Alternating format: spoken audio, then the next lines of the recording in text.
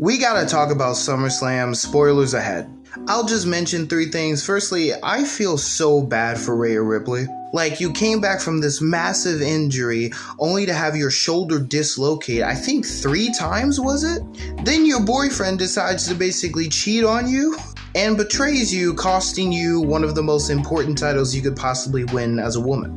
Like, in terms of someone's character, this has to be one of the worst days that a wrestling character has had. I would love to see her make a huge comeback, fight against the Judgment Day, win the women's title again, and even at some point sort of reconstruct a new version of her character. One that's kind of detached from the Judgment Day stuff. As much as I love the Judgment Day, which is a whole nother thing that happened in this pay-per-view, but I want to get to something else. CM Punk made me mad. So it seems for Punk, the story going into this match is that he's just really angry, really emotional, and wants to take that out on Drew in this match. Which is fine, except that it is quite literally that point, because Punk says that he doesn't think he can beat Drew. He's not sure, but he wants to hurt him, and hurt him really bad. And then he got way too emotional, was clearly not thinking, blamed the ref, even though Rollins had his back at one point with the whole steel chair fiasco. Like, despite Punk being a veteran, it feels like he made a lot of rookie mistakes in terms of everything I just mentioned. And it's also not the CM Punk that we're used to.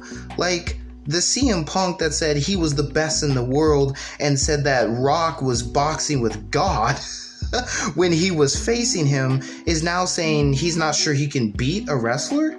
So to me, based on the emotional stuff and that statement, Punk was Punk's own worst enemy and opponent in this match, and it's his own fault that he lost.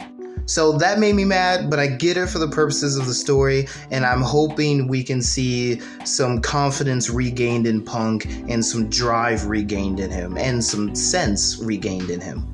And finally, y'all knew this was happening. It was so funny because I was watching this with a friend and he was literally like, bro, I don't understand how Roman Reigns hasn't come out yet. And then like soon after he says that, Roman comes out.